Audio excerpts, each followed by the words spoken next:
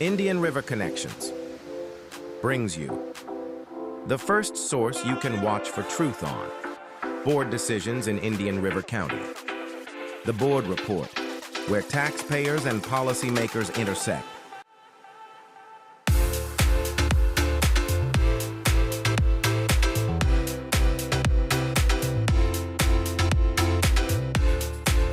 Be sure to subscribe on your favorite platform to get notified when we go live on Fridays at 7 p.m. Visit IndianRiverConnections.com for more.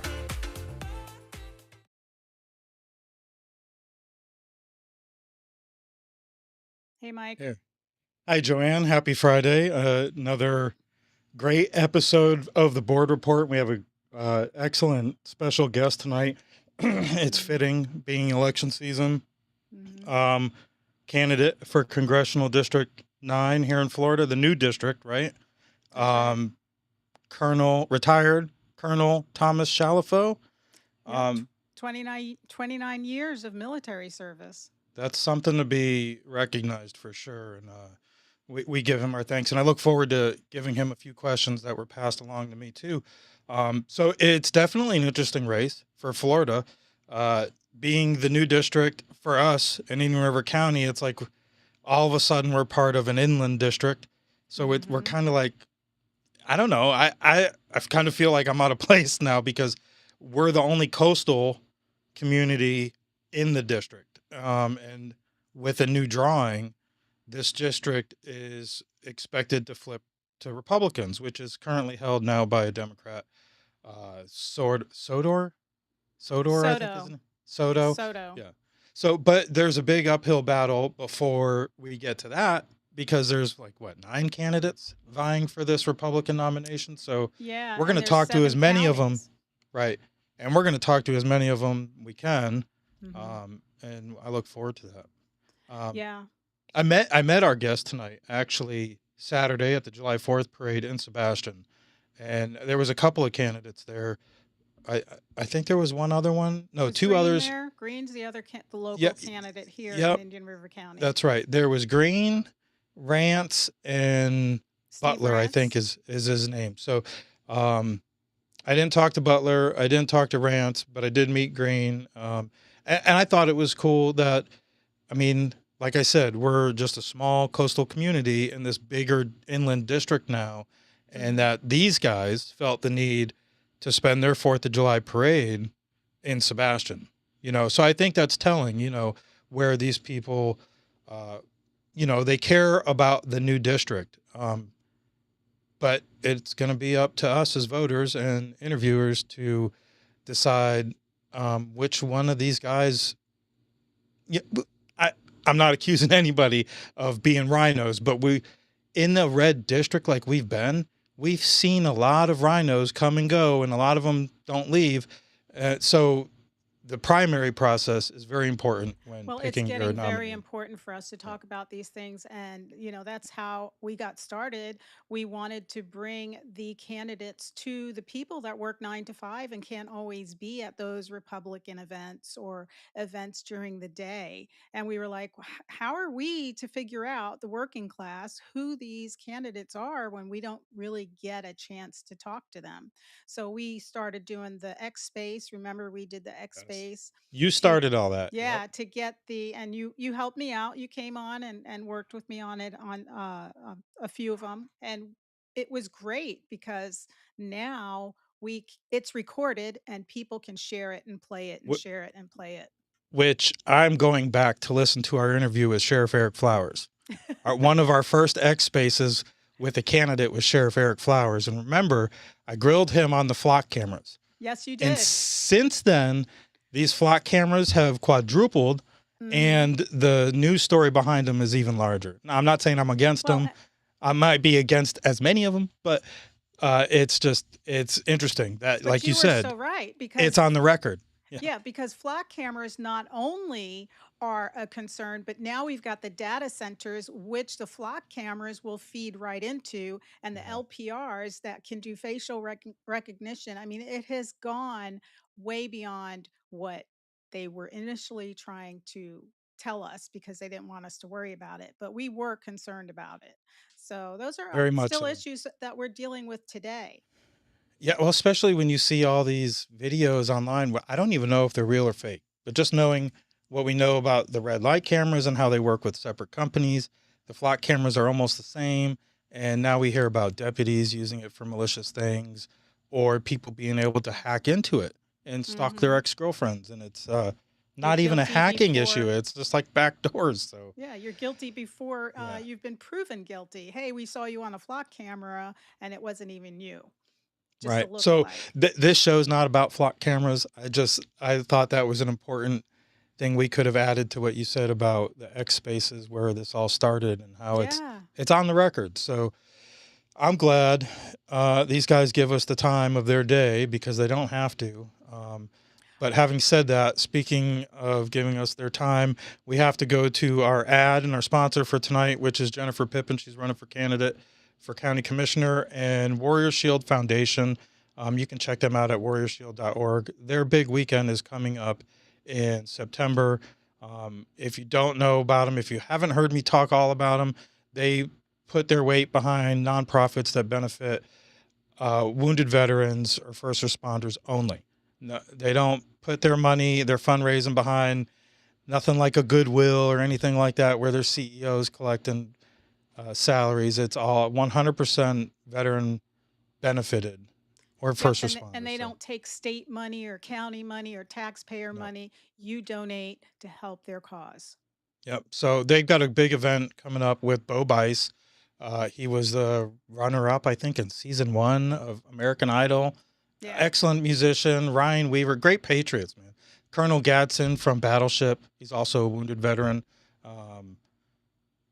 The guys from Benghazi. I can't think of their names. I'm so bad with names. But anyways, let's get to the ad, and then when we come back, we'll have Colonel Thomas Chalifoux. Chalifoux. Yes. Hi, I'm Jennifer Pippin, and I'm running for Indian River County Commission District 2. As a wife, mother, and longtime community advocate, I've spent years standing up for taxpayers, families, and government accountability. I'm running to protect our quality of life, support law enforcement, manage growth responsibly, and ensure your tax dollars are spent wisely. To learn more, request a yard sign, volunteer, or get involved, visit votejenniferpippin.com. Together, we can keep Indian River County the best place to live, work, and raise a family. I'm looking forward to earning your vote on August 18th.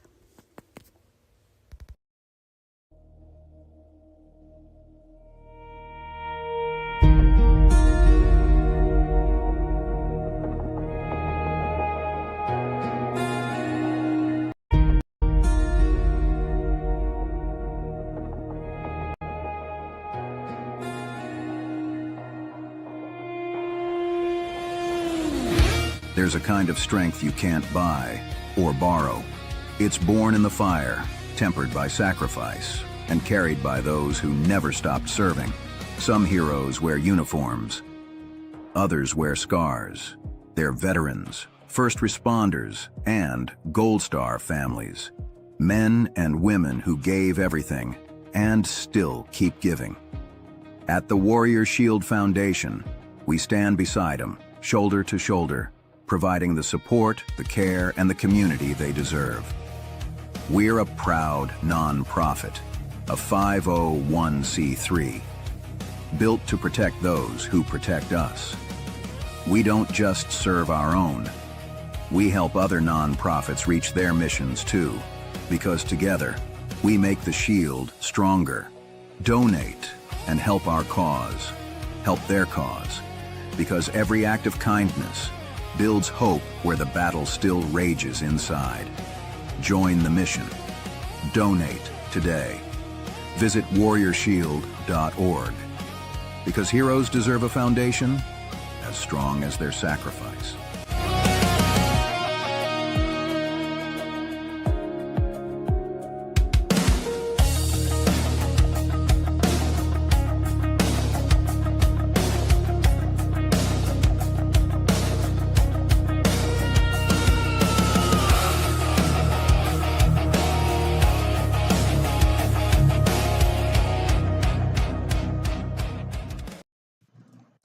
and we're here with candidate Chalifoux. Thanks for joining us, Colonel. I don't. How should a humble guy like me who hasn't served address you, sir? You can call me Colonel. You can call me Thomas. You can call me Mr. Chalifoux. Whatever you like.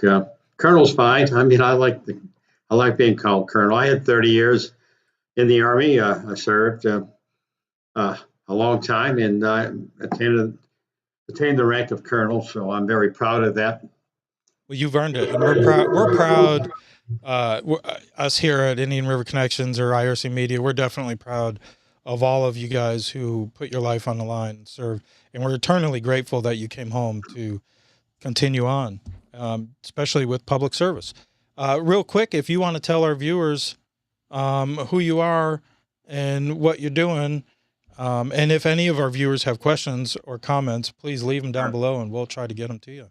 Yeah.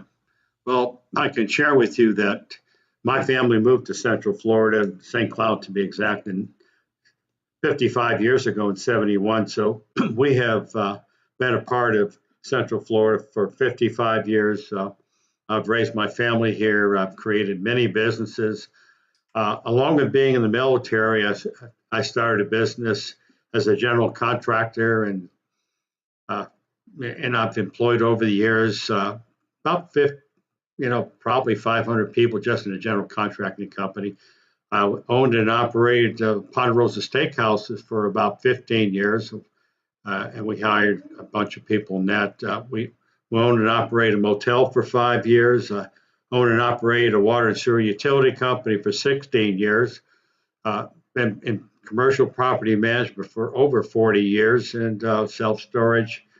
And along the way, we had a health club that we owned and operate for 20 years. And when I'm not busy, I have a ranch when I work cows and raise chickens. So I don't know where you find the time. Along the way, I volunteered 22 years to serve on the Kissimmee Board of Adjustment. 5 years serving on the Osceola County Rapid Transit Committee. I spent 5 years on the Osceola School District Vocational Advisory Committee. I'm passionate about giving back to the community like I've given to our country. I've been fortunate in life being successful in business. Over the years, I've employed over 1,000 people. And, it's about an American dream, giving people the opportunity to reach their dream. And I'm running because I believe in the American dream, and I want to preserve it for not only my son, your son, our grandchildren, because we can no longer continue to tax people, pass stupid laws, regulations that prevent people from working. Today, it's harder to create jobs than it is to stay at home and pay people not to work. So we got to change that paradigm. You had mentioned the word rhino, Republican name only. That is not me. I've been a conservative Republican, and the Republican values is that we have to have less government. Government should only do what we can't do for ourselves, and that is provide police protection, fire protection, defend our nation. But I believe we need less government. Ronald Reagan has said, government is not our friend. That's the problem. So I thoroughly believe that. I believe in term limits. I have signed up and I pledged that I'll serve 2 terms, 4 years, and come back home. My mission's complete. But while I'm there, we need a balanced budget. We need term limits. We need to stop this waste, fraud, and abuse that's going around in the country. I want to serve one of those committees that flush out all this abuse. And I want to be involved in putting these people in jail that have stolen American taxpayers' money. Every time you send a check to the government, you say, how much of this is going to be stolen from us? It needs to go the important things like our health insurance. We've got to fix our health insurance. It's terrible. We've got to make sure we have funds for Social Security. We have to make sure there's funds for Medicare and Medicaid. But our government is broke. And you have to work more like a business, and you have a giveaway program with all the government. I'm very conservative when it talks about spending money.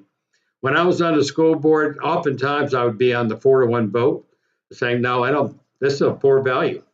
And almost every time I was right. It's $1 billion budget. And I was I was really on top of the game as far as I'm a businessman. I look at the numbers. I look at what makes sense, what doesn't. You elect me, I'll make sure that I'll watch the budget. I'll make sure we represent you. You're you're our boss. You're our customer. When you call our office, I want to make sure we get back to you and be able to solve your problems, whether it be Social Security, IRS, Veterans Affairs, you name it. What government is there to help people. We're there to serve, and that's why I'm running. I'm passionate about giving back, and I love my country. That's the reason I served 30 years.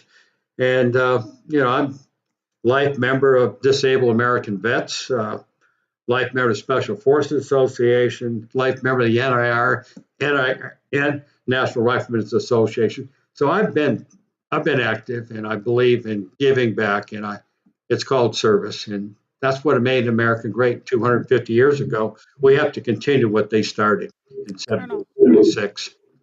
Colonel, I visited your website and I was really touched by that photograph of you with your mom celebrating her 100-year birthday in December. How's your mom doing? She's actually doing great. I'm very lucky. I have that going for me. Her genes. Her mother lived to be 97, and her grandmother lived to be 97. So I got that going for me. My great grandfather lived to be 96. And So your and your dad is a World War II veteran, and there was a my, nice picture of him up there yeah, as well. my father served in World War II. He was at the D-Day invasion. He was there to watch uh, our American soldiers being mowed down. The, the the sea was red with American blood. He said it was the worst thing he ever saw in his life, and he didn't like to talk about it. But my father was served during World War II, and he served honorably.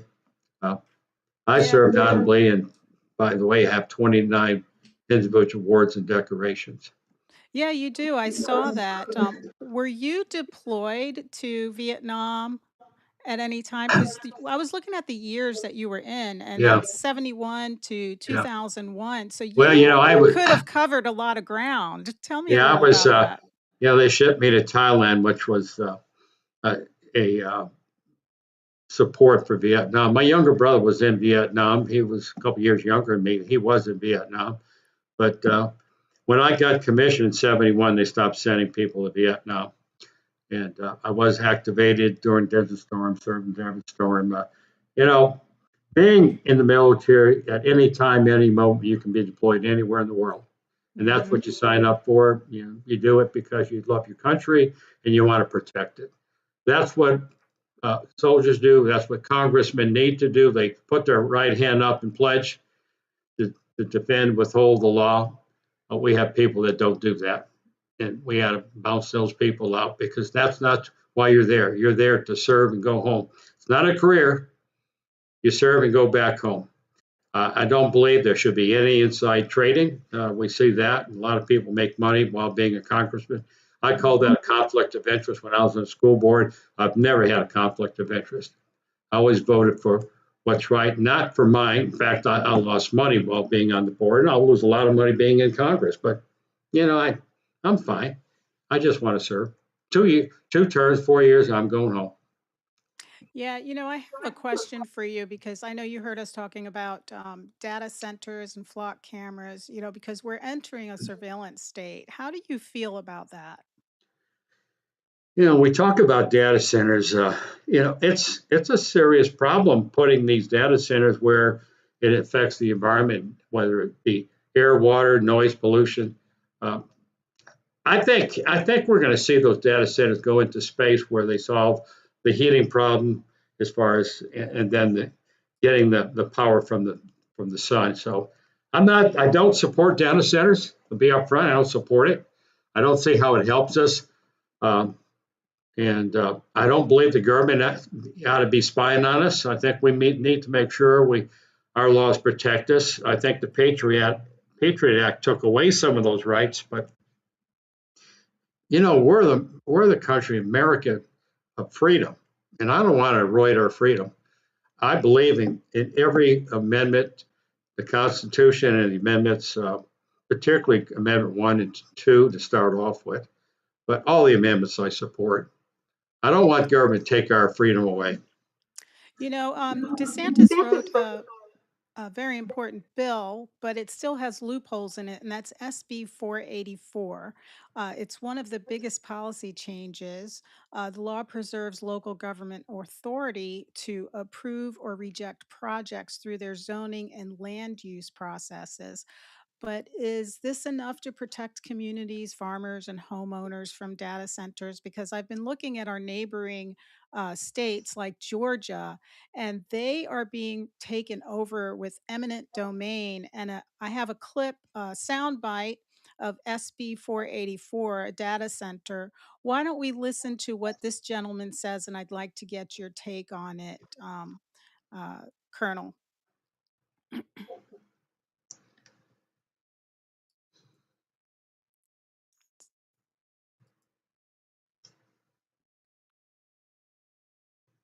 Did you know that Florida just passed SB 484 for data centers? Honestly, this bill sounds pretty amazing on the surface. Front page news would make you believe that any company wanting to put a data center here in Florida has to abide by certain rules. Here's a loophole. The bill only addresses power and water past 50 megawatts and 100,000 gallons of water per day per site, meaning that anything below this threshold does not have the protection of this bill. One data center pulling 49 megawatts and less than 100,000 gallons of water per day could sneak by without regulation. But maybe that sounds reasonable. Let's put it in perspective. 49 megawatts could easily power the city limits of Pensacola and still have enough left over to cover a massive portion outside the city limits. And just short of 100,000 gallons of water today could serve over 1,000 households daily. And that's just one data center below the threshold with no protection for people, no protection from rate hikes, no protection from draining aquifers. But it's just one small or medium data center, right? What's to stop them from building more? They can stay under the minimums and keep making as many as they want with little to no regulation. In fact, this bill gives companies and government officials a request for confidentiality the ability to shield announcements to the public for up to 2 years. More power and water consumed for data centers, not people. These centers do not add to our collective well-being because the products that they make do not help our communities, nor that it create many jobs other than the initial creation of the data center itself. So for everything they take, the meter products and jobs they produce, does not make sense to have these in our communities. Please ban them, and thank you. Thank you. So I wanted to show that. Now, this is someone that went up to the board. I didn't do the research on him to see if everything that he said was true, but this is a constituent with a concern and expressing it. So it brings other issues to light to say, oh, look, we got to look deeper into this because what he was saying could be very concerning. What's your take on that? I totally support what he said. I don't think I personally don't feel the government should be able to take your land based on a company want to take it. What was the word they used when you take land? Eminent domain. Yeah, eminent domain. No, I don't support that. Not for private enterprise. If you're going to build a road, a highway for the benefit of the community, that's eminent domain. But this doesn't benefit the community. It benefits private enterprise. And I certainly support transparency. If you're doing something in the public, it should be in front of the public, not transparent. So that's my take. I feel strongly and I stand by that. So with this law being in place, it doesn't ban data centers. Would you be, would you be, how do I say this? Because I can't support a bill if somebody was requesting a bill to go across to ban data centers from Florida. Again, this is a state issue. I support it. I don't know as Congress whether we can reach inside the state to do that. I don't think you can, but I do support that the state pass laws to prevent it. So that's something you would vote for as a citizen? I would, yeah. On that same mindset, as a citizen of Florida right now, I feel like the litmus test right now is this property tax amendment situation. So as a citizen of Florida, or on the congressional level, how would you support this on a bigger scale? Are you going to vote for it on the election in Florida coming up. How do you feel about that? I have seen how property taxes continue to rise. One of the things we all have to look at is that when they assess values, I'm seeing values going up 15, 20% each year. And the taxes go up. And I'll mimic what Governor Sanders talked about. We've had counties with budgets of $30 billion, and now it's $63 billion. And yes, I know we're growing, but not 200%. So I have personally witnessed in all governments that they grow so fast, they add more administration, more bureaucracy, and it slows down. The amount of regulation, bureaucracy is outrageous. And being in the construction business, I can share with you that 30% of cost of construction is dealt with local bureaucracy, regulations, and fees. And they talk about affordable housing. I'll share with you what Congress has the House, the one they recently voted on, approved 90% of The housing. the affordable housing bill. They talk about builders need to build more housing. I'm sorry, but if you can't sell the house you got, why would you produce more? The problem is local government, state government, federal government, all the regulations and fee will add 25 to 30% for homes and commercial building, up to 40% for apartments. So it makes cost of living not only for home ownership, but for apartments too. The problem we have is we have a huge shortage of untrained workforce. It's hard to find anybody that has any skills, qualified skills. So one of the things I want to invest in is vocational training, not only for our high schools, but our adults, because we're investing the education so they can earn more money and they can afford things that they can't afford now. So my plan is for the high schools, I want to go around every high school in the district and share the opportunity that they have. They can go to college, which is roughly about a 22% success rate. And that's something we studied when I spent 5 years on a vocation advisory board and as a school board member. But you can go in the military and get skills. And by the way, the military through the GI Bill will help pay for your college. Or you can provide training for all vocations, whether it be medical and construction, mechanics, heavy equipment operations, all those things we can do. We're investing in the workforce of not only today, but in the future. And that's what we really lack. We have a tremendous shortage of people in the workforce that have skills. And that's a really important thing. We have to invest in our future, not only our young ones, but we have to invest in the people that are not fully employed.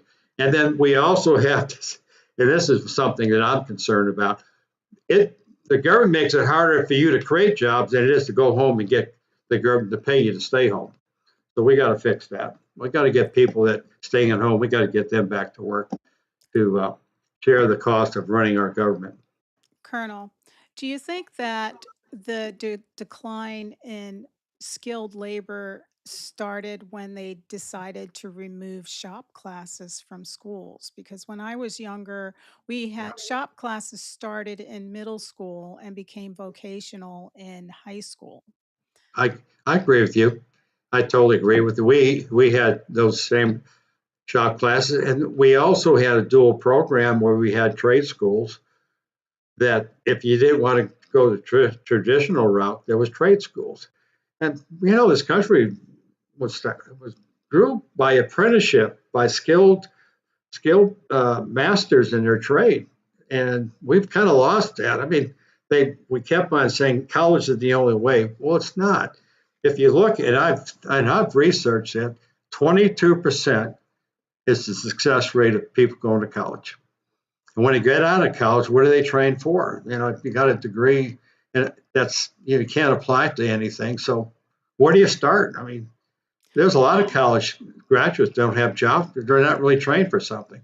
I was fortunate that I had a degree in building construction, and I always wanted to be a contractor. All my life, I wanted to be a contractor. But I was an Army Corps engineer officer, so I did a lot in that area.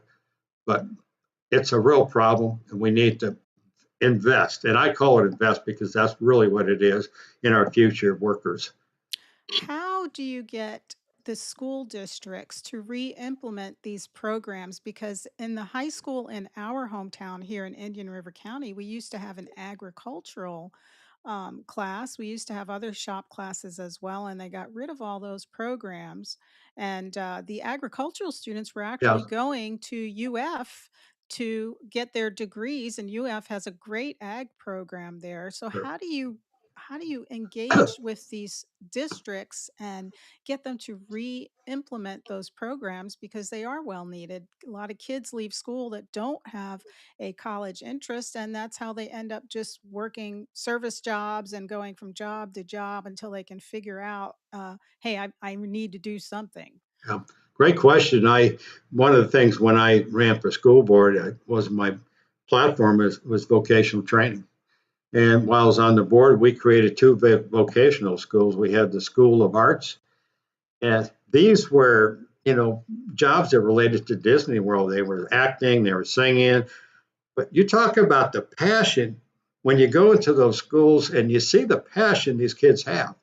They really am involved. And see, that's the problem with education, is that we got to get people interested in learning something that they can relate. I can make money doing this, or I love doing it. In the Army, I was big on Army training, and I've trained at every level from engineer advanced course to the Command and General Staff College to the War College, and all various colleges. We have to basically train people to get excited in what they want. There's people that love to do something like, I want to be an auto mechanic because I love putting things together and taking parts. So we have to kind of mirror what their passion is. I think life should be doing what you love doing, and that's what we have to create. And the question, getting to your question, answer your question, is we have to start at the school district. We have to support it with the state of Florida. And when you come to federal government, we really don't have a lot of use for the federal government, Department of Education. I really don't see a lot of benefit in the Department of Education. I know they're great at passing regulations without funding. That's something we learned real fast when we went up to Washington trying to get help on these federal regulations without funding. So I really see a very limited Department of Education. We need to send that money back to the state, and they allocate it to each district and create special programs for vocational training. And it could be in nursing. One of the things that I've noticed in the military, we spend a lot of money in training. I mean, the military spends a ton of money on training. Whether you want a pharmacy tech or you want to be a doctor's assistant. I mean, these are skill sets. When they leave the military, they can go right to work making a lot of money, whether they're a mechanic on helicopters or planes or heavy equipment. They already got the skill sets, and the Army trains them. Great training. It's called battle-focused training. We train them to be exactly what they're supposed to do. And, the success rate is fantastic. That's what we need. We need to kind of mimic what the military does, is you're preparing people to be ready to go to work, do the job. While we're on, oops, we're having some feedback. So while we're on school, I wanted to ask about school vouchers and religious schools, because this is something that's happening throughout the nation, and it's going to Yeah. be a topic that we need to gently touch on. So, should school vouchers be available to private schools of every faith that meets Florida legal requirements? And what accountability standards should voucher schools meet regarding academics, finances, and student safety? That's good. Very good question. When I was on the school board, we had a number of charter schools, and we brought them in. We want to understand their educational plan. I wanted them to give a presentation. I want to make sure they're providing education for our students. I think it's great because you have private schools, you have public schools. The public schools have to be competitive. If they can't provide education better than private schools, then maybe they ought to say, well, maybe we don't need public schools. Maybe we ought to privatize schools. I've just talked to a pilot, airline pilot, when they talk about people that run you through the security checks. They said, well, why don't they privatize that? They can do a lot cheaper. And by the way, if they go on strike, so we have to look at how we can privatize to save money. We can't do the same thing over and over again and look for a change. We have to look at, I have seen how government does things and they do it poorly. I've seen where government gets involved in development and you just nod your head. Are you kidding? You don't know what you're doing. Plus, you don't have an incentive to do it. I spent 8 years on the school board and I say, a lot of bureaucracy. Where's the incentive saving money? So we can do better. We just got to get people excited. I have seen where we have great public education. It's all about leadership. When you talk about everything, it starts with leadership. You got great leadership, got great organization. You got poor leadership, poor organization. I've seen that in every industry. I've seen it in the military. I've seen it in business. I've seen it in public government. Poor leadership creates poor performance. Just saying it.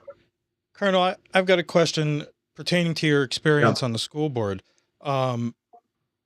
What is your opinion or observation of how school boards and the politics unraveled when all of these books and these school libraries got exposed? It seemed to be a political issue, not a moral issue. It just seemed to be a left and a right issue. And I obviously that it shouldn't have been that. I'm interested in your opinion. I love that question. I got to share with you, what is the role of a school board member? It's like sitting on a board of directors. Okay. That's really what a school board member is. He's sitting on a board of directors. She's sitting on a board of directors. The superintendent is in charge of the education. You have to give that superintendent task. This is what we're looking for. We want all these schools. We want to make sure we're not spending money that it's being wasteful. We want to make sure that books at our school district meet our standards. This is the responsibility of school board members. And by the way, school board members ought to be a good businessman. They ought to be able to look at a budget and figure it out. School board member really is like a board of directors. When I was on the board, 95% of the decisions we made were business decisions. Very little in the education. You hire an expert in education called the superintendent. He's supposed to hire the best principals. By the way, you can't vote against a principal he wants to nominate. You just don't.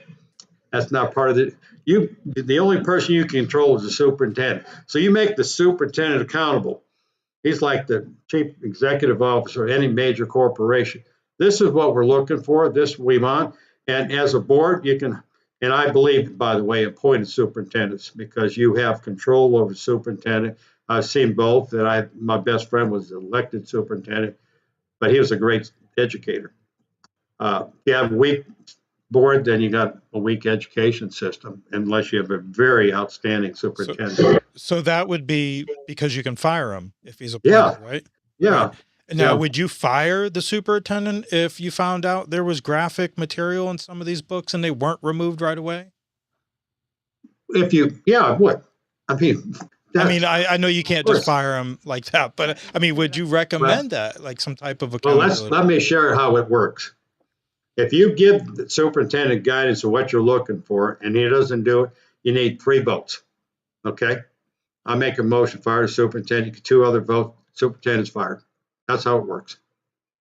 Right. And not always are you in a better situation after that. But, like you said, accountability is accountability. It's not that difficult. You have a very strong board, then they're going to set guidelines, and then the superintendent, these are the things we want you to accomplish. Okay? And if you find he's going in the wrong direction, you make a motion, you get 2 others to vote for you, and say, Mr. Superintendent or Miss Superintendent, you're fired.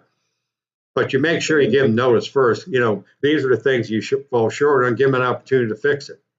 I think we're pretty lucky here in Indian River County. Yeah. The superintendent, sometimes it can go either way. You're my opinion of, but he's proven results. When it comes down to that situation, I believe it just got hyperbolic one way or another. and it just became a spectacle at school board meetings when it was just an easy decision.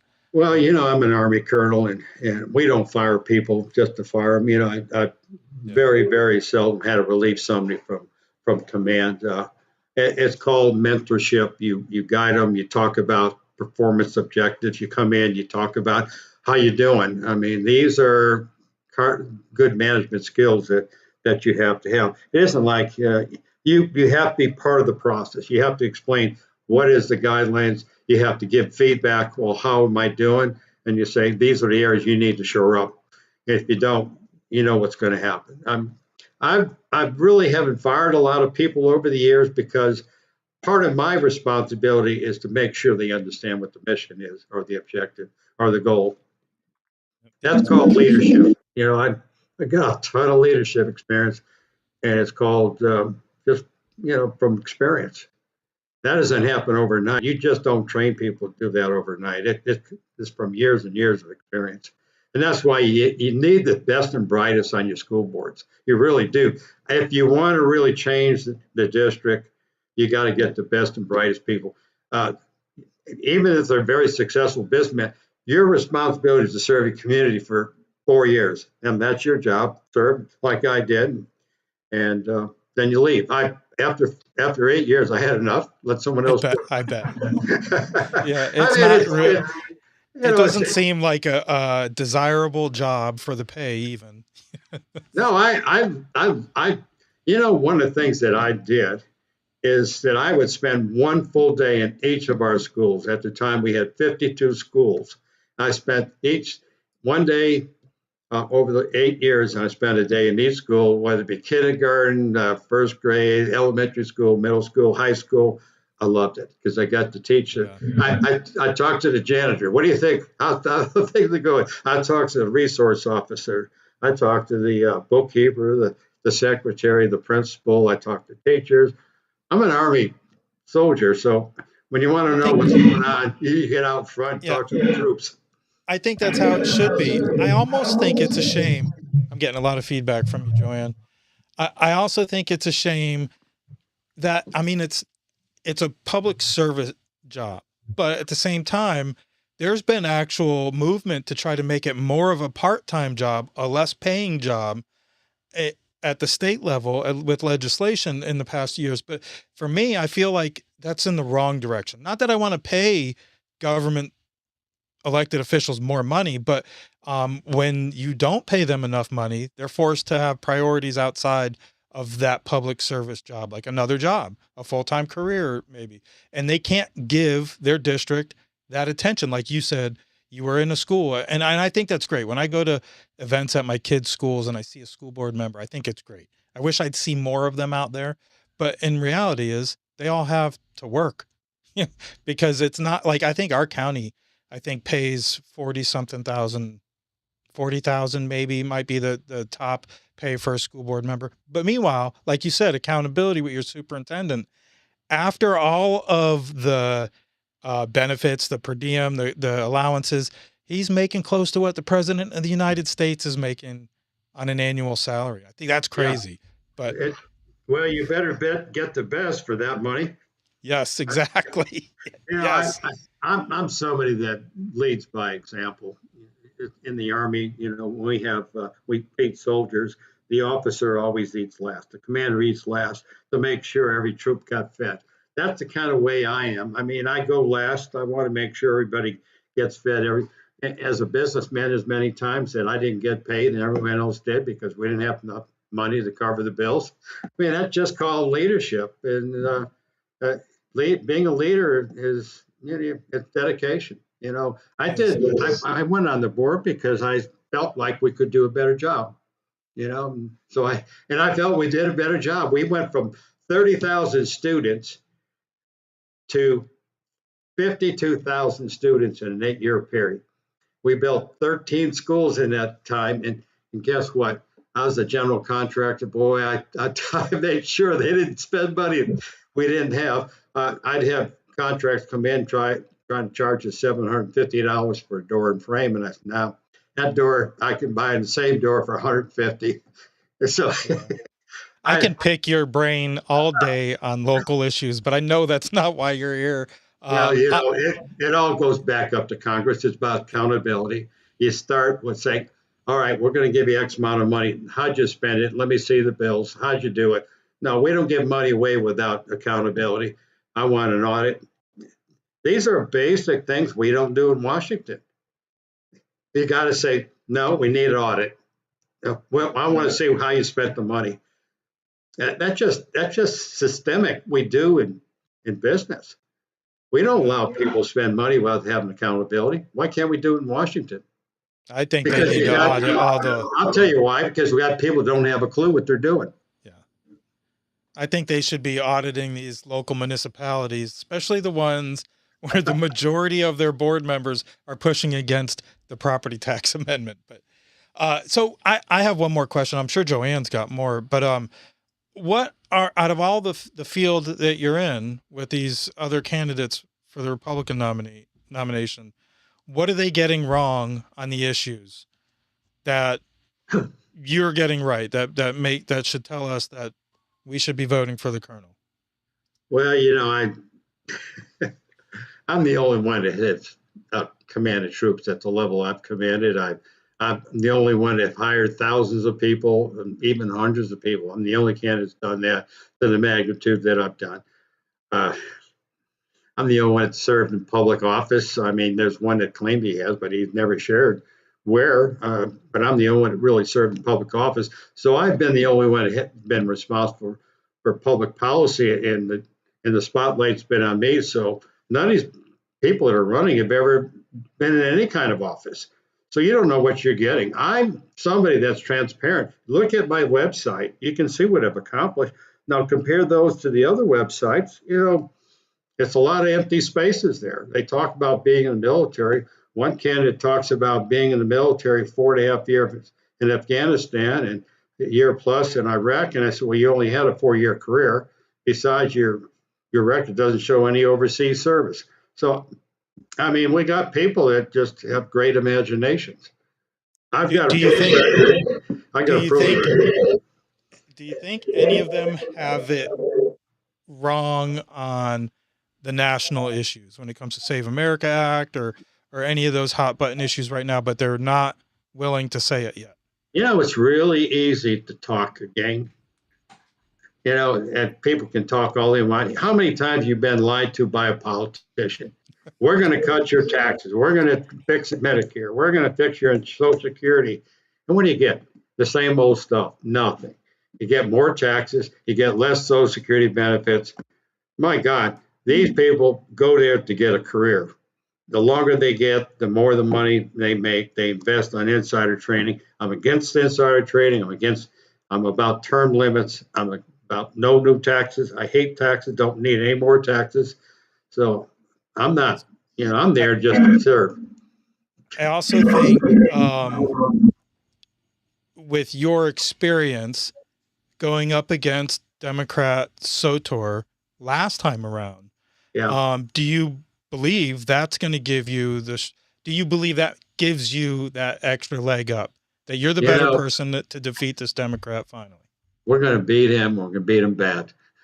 He's voted for everything that's anti-American. He voted against the SAVE Act. He's voted against securing the border. I'll never forget the reason why I decided to run is when Alejandro Mayorkas talked about the border secure, and you look at on the news, thousands of people going across. And Soto voted against firing him. Are you kidding? The guy's doing his job, and you want to keep him on. He's voted for the Green New Bill, the Inflation Reduction Act. He's about taking away American dollars out of everybody's pocket. He's made it worse. He's been a career politician. It's time for him to go home and understand that people are struggling. And I see that day in, day out. People are struggling. We all see the prices in the grocery store, the cost of health insurance is a major problem that we're all challenging. Medical insurance is extremely expensive. Insurance on our houses, our vehicles. I mean, we've got to get back to people that understand how to fix things. I'm the only one that knows how to fix things when it comes to this magnitude. Can I get your opinion on one other issue? Of course. And a hot, in my realm, it's pretty hot topic is OPEC and the price of oil, the production and the prices set in the the Brent crude market. What is your position on OPEC and America's position on producing petroleum? I thought we were independent, energy independent from other nations.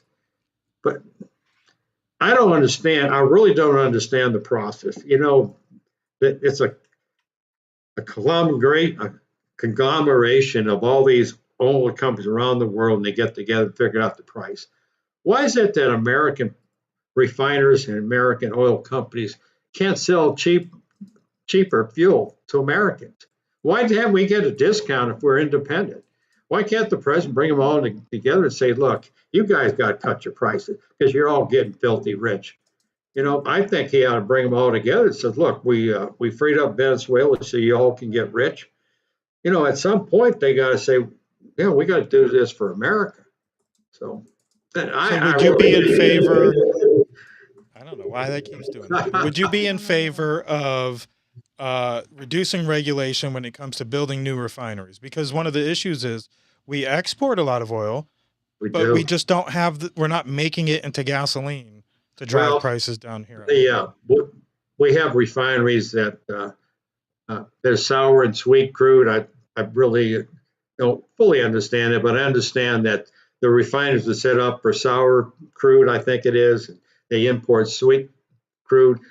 I don't know why they can't continue to expand those refineries. And if you got to take a look at the regulations, let's eliminate the ones that are unnecessary. Obviously, I'm a big environmentalist when it comes to protecting our water, our air, all the things in the environment. We have to be great shepherds of our environment, bottom line, but we don't have to go crazy on it. So, we can do both. I've got one more I think is very interesting, and then I'll turn it over to Joanne. If I'm looking at the bigger picture and a panoramic view, I have an opinion of what we see unraveling when it comes to our foreign policy since the president has come back into office. And I bring this back to OPEC and BRICS and the global establishment that seems to be against us. As a colonel and obviously a man with that kind of thinking and strategy and tactics, am I wrong? Do I see the unraveling of that global market and control when it comes to the oil market, which controls everything, and then the possible BRICS union? Here's what you have to understand. Oil controls the world. I share with you the reason why I went to Desert Storm. Kuwaitis were horizontally drilling into the oil fields of Iraq. They were stealing their oil. And Iraq said, you got to cut that out. We're going to go over and kick your butt. Well, they did. They were stealing their oil. So America went over there and protected Kuwait. In the meantime, Kuwait was stealing the oil from Iraq. We knew about it. We didn't do anything about it. So the oil company said, this is a great opportunity to get more oil. It's really, the world is driven by oil. It does seem that way. Big money. So, we have to look at the big picture. Oil controls the world, at billions and billions of dollars. So, do you think the president is making strategic moves to maybe take some power away from that global oil market and bring it back home, maybe? Or, is he doing what he can? I think President Trump is doing a phenomenal job, trying to figure out how to unravel a lot of this thing that's going on for many years, started way back, but, he's got a tough job. Obviously, Iran is a global threat. What I don't understand why NATO hasn't got behind us on, look at England, Great Britain, how they're not supporting us in that. I don't understand why the NATO doesn't get involved with the Iran situation. Everybody in NATO has to be threatened by if Iran got a nuclear weapon, they could use it on anybody, not only Well, America. I know why. Because they know America's going to be there Yeah, we're going to pay their to bills. stomp it down, just like Yeah, Canada. we're paying their way. Just It's like kind of Canada, like, we have to protect Canada. yeah, Just like Spain, yeah, the NATO has to protect Spain because of its geography, yeah. and that's my opinion on the global Well, you're market. absolutely right. We're a big sucker when it comes to picking up the tab. What's that? Okay, so I had a question. Yeah. Sorry, go When ahead, it Joanne. comes to manufacturing, what is your strategy for bringing manufacturing back to America and to Florida? Florida still needs jobs, and with all these states going through this tumultuous time, a lot of these companies are leaving like New York and California, and they're looking for places to go. Some of them have set up in Texas. So, what's your take on that, and what's your strategy to bring that here? Yeah, I have seen this throughout my life. I grew up in a town called Holyoke, Massachusetts. It was the largest paper manufacturing city in the world. They had 20 or 30 paper manufacturing companies, and they gradually start moving out. What had happened is local government became more and more about taxing them. We've seen unions come in and add the cost of labor. I've seen that over my lifetime. Government has to stop regulating business. The rest of the world have, China, India, they pollute the world. I mean, we're not about polluting, but we have to look at regulation as being one of the criteria about let's figure out how we can produce things cheaper. I think we also have to look at technology, how we can pick crops. With today's machinery, we have to be, we can't continue to do the same thing over and over again. We have to industrialize, we have to improve, we have to use anything to make us more efficient. In my industry, the construction industry, we have to invest in our training. We have to have less regulation. It's amazing. In 1978, I built my first house. It took me less than 30 minutes to get a permit, less than $100. I drew the plans, and that house is still standing. It hadn't fallen down. We just have way too many regulations. We got too many bureaucrats. We just got to get back to less government Yeah, intervention. I agree with that. And then I wanted to ask you a question on NATO. Do you believe NATO should continue in its current form, be significantly reformed, or be dissolved? Why is America paying all the bills? I think President Trump would say, NATO, you all defend yourself. We're tired of supporting you. I think unfortunately we're in a global situation. The free world against the world that's not so much free, like China and Russia, particularly some of the Middle East countries. The free world has to come together, and we have to share the responsibility and the cost. I mean, it's kind of like, guys, if we want to have a free world, we all have to invest in it, not just America paying the bill. I think we're tired of being the world's policeman, picking up the tab. That's not America.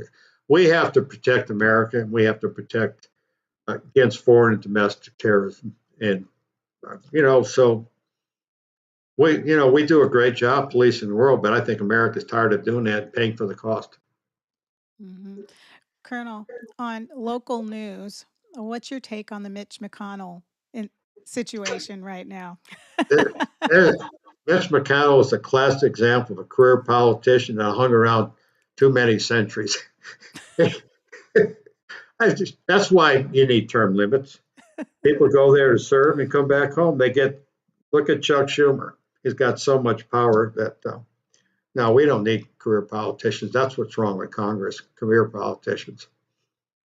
So, do you think they're going to try to run out the clock on the proof of life so that they can have a special election? I don't know. Jeez, I don't know. Yeah, you have to laugh because it's really ugly. I I know that life will continue to go after I'm gone, but I want to do, the right thing. We have challenges, but it really, I've said it more and more. It's all about the leadership that you bring, whether it be running a city, a state, a country. It's all about leadership. People with like values that understand why those 56 men signed that Declaration of Independence, put their life on the line just to do that. We have to have people that have that same integrity, the same passion. If you don't, you're going to end up with what we have now. It's With called, yeah. with you being such uh, a patriot, how do you feel about the Supreme Court's decision on birthright citizenship? Well, I believe in the rule of law, and I disagree that somebody that comes from a foreign country comes on vacation and have a child. I don't think they ought to be a natural born citizen. I think that they have to be born either one of the parents is American citizen at least, but legal aliens, no, I don't believe they should be a American citizen. I disagree with the Supreme Court, and I think Congress needs to pass a law or something. But I think there's ways of getting around that. But I agree with President Trump. I don't think they're naturalized American citizens. Yeah, we'll have to see how that turns out. I want to thank you Yeah, for joining us tonight. It was a yeah, I pleasure love this. interviewing you. I love it. I'm here. I'm just trying to do the right thing for District 9. Thank you, sir. I do appreciate you taking the time to spend with us on Saturday at the parade. And thank you for spending the time with us tonight and taking the questions. I know they're not probably your typical questions a congressional candidate would get when it comes to our local matters, but I think it all comes back local, and it all feeds to Washington. So, Well, that's what you again, get when you thank you. interview with us. You don't get the typical questions that you get I, at the you know, forum. all your questions were fantastic. I, they're softballs for me because this is what I believe. I'm the opposite what to call a rhino. I'm a conservative Republican. I believe in American values, and I think America's the greatest country in the world because I've been in a lot of places that wasn't. Yeah, you had We, 29 years of travel, yeah, didn't you? Oh, 30. 30 yeah, years of travel. yeah, and Yeah, we appreciate you, yeah, and we are we are grateful for your service and those like you yeah. who have Thank you dedicated very their much. life to public service. No, I very much enjoyed the opportunity to speak and just to answer your questions. Yeah, and Thank you. you're always welcome back, even after the election time. Anytime you want to Sure, come, that'd be you, great. if you want to. After I get elected, I want you to drill me on what's going on in Washington. So Oh, Because we will. if you win, yeah, where's your home office going to be? we're going to have a district office right here in Vero Beach, That's awesome. or Sebastian, or we want representation. And I'm very serious about this. I brought about it that Indian River is one of the. We'll have one here, and we'll have a main office, another main office in Central Florida, and we're going to have satellite office in each of the counties. We're going to represent people, and I'm in the service business, so I know what it takes. You can get in there, and I hope when you do get in, you give one of us the opportunity to follow you around for a day or two to see what it's like as a newcomer. So, Oh, I'd love that. Absolutely. Sure. Yeah. that's great. Joanne, do you have anything else? I Otherwise, don't have anything else. Thank you, I, sir. I said we let the Colonel go get some dinner, and I think I smell my dinner also. All right, Colonel, thank you. And we'll let you go right now, and we'll close out the show. So thank you again, Colonel. What a great interview, Joanne. Thank you for lining that up. Today I got a little bit of anxiety because I'm looking at the date, and there's like primaries are coming up August 18th, and there's so many of these candidates, and we don't know any of them. We've met some of them. We talked to the Colonel. We know him more than anybody at the moment, and it's just like I wish we had more time almost to get to know them all. Yeah, we're used to it being so intimate because it's like we always have our congressional district man to ourselves, between us and the other Brevard County. But now Right. we're sharing our congressional district representative with 7 other counties. And, when you look at the That we're other not counties, familiar. some of They're them, not even no, part of our traveling. I Like know, if you live in the area, it's not even where you go. I Barely know. anybody goes west. Everybody goes to, Port St. Lucie or Melbourne or Vero or, Miami or North, but it's definitely going to be an interesting race. And, I'm just so glad these guys come on and they talk to us. We share it out to as many people as we can. And if you have other questions or concerns about the candidates we talk to, shoot us an email at, I think it's info@ircmedia.net, and we can always forward those concerns on or connect you to the right people, the right office, whatever. And Or if try you to get them have, back on so that they can, be here again for more definitely. questions. Yeah. So, and if you have a candidate or somebody you want to get on the show, you want to hear more from, encourage them and let us know. We'll extend the invite. Chances are we've already invited them, but we'll do it again. Mhm. And we might be harsh on a few people in public service, but that's part of that's part of the field they're getting in. And I'm Yeah, they're going to referring have to to some deal with. locals that might have gotten their feelings hurt over our opinion of their vote they made public. It's just the way it goes. Yeah, They're it's the still welcome. constituents speaking up. If you've been in office and you're running again, and we're pulling information out that the constituents were not happy about, it's reality. And as a representative, you've got to have a strong backbone and speak If you're out. wondering who we're talking about the president of the Taxpayers Association of Indian River County, who come out against the property tax amendment. Yes, I'm beating down on the property tax amendment because I think it's a no-brainer. And I think the guy in charge of a taxpayer advocacy group should be advocating for less taxes, especially when it comes to Absolutely. homestead exemptions, where and I don't even, I own some property, but I'm not homesteaded here. It's not even going to affect me, but it's a no-brainer. When you're Yeah, and done it's paying for your home, you should be done paying for your home. It shouldn't be ransomed And by it's the going to government. help so many of the families that are living on a lower income that have their homes and pay taxes It'll between keep them from paying. losing it. Yeah, Yeah. between paying your home taxes and your insurance taxes, it's a lot. It can be a lot, especially if you're on a retirement income and, the stock market is crashing or something. That affects what's coming into your household. So it's not like, and to hear a politician say, oh my gosh, we're going to lose so much money. We don't know where we're going to get the money from. It kind of makes me feel like I'm the purse of the county because they haven't figured out how to bring in money without counting on the taxpayer alone, the homeowner. And that it shouldn't be that way. They should be looking for other avenues, business I, wise, I bringing hate to better say it, businesses here. but Indian River should have really considered the variance for the height restriction. I know nobody Yes, wants to see the beach blocked off, but how else are you going to encourage more development in business sector if you're not willing to go up another 10 feet, especially around the area of the mall? well, It's yeah, not in blocking those any areas, I would oceanside. say yes, as long as it doesn't block the ocean view.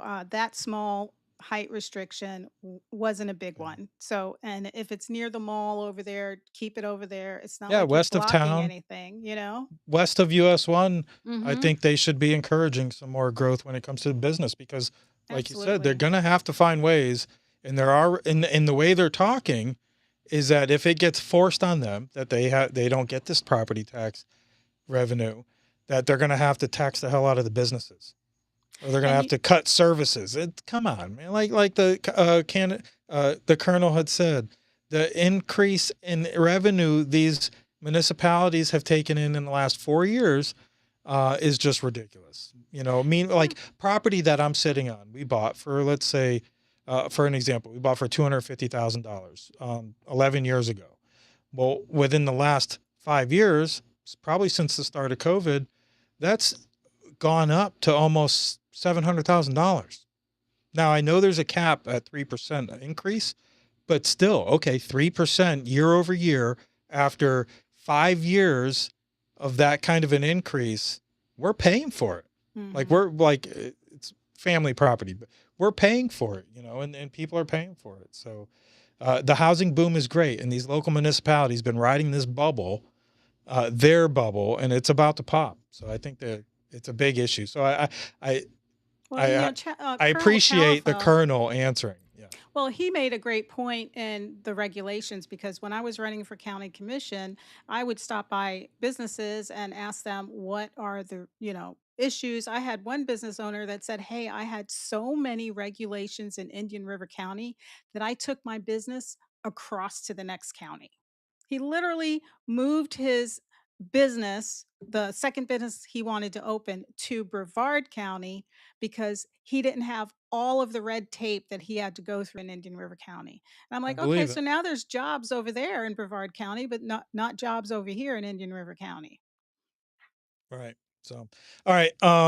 If you're watching at home, make sure you hit the like button, the thumbs up, share the show, visit ircmedia.net. You can find our America's 250 commemorative shirt there, and also the Conspiracy Club shirt you can pick up there from our website. You can find Joanne's show, The Binford Chronicles. You can find To The Point podcast, TGI Now, Shadow. You can find all kinds of podcasts on there that we are either affiliated with or we enjoy watching ourselves. So check out our website. It's always under construction, so I apologize if it doesn't look that great, but yeah, that's that. And again, Yeah. thank you, Colonel, for coming on. I hope we get him on again, even after election time, win or lose.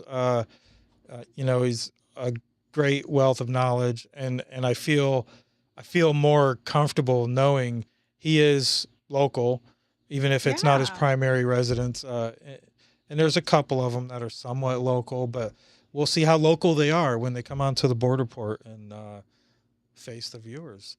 Yeah, and we do have another candidate coming on next week, the 17th. And that's Steve Rance. Rance. Yes. Rance.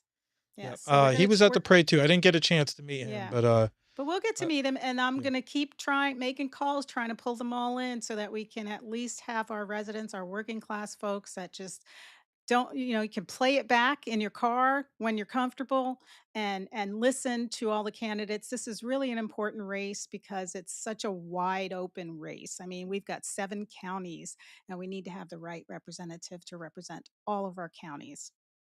Yes. Okay, folks. Anything else, Joanne? I don't think we No. got anything going on. There was no Conspiracy Club this week due to vacations. Everybody's out of town. So we'll pick back up with that in August. Other than that, thank you, everybody. Sayonara. And I'm looking for our outro. There it is. Okay. See y'all later.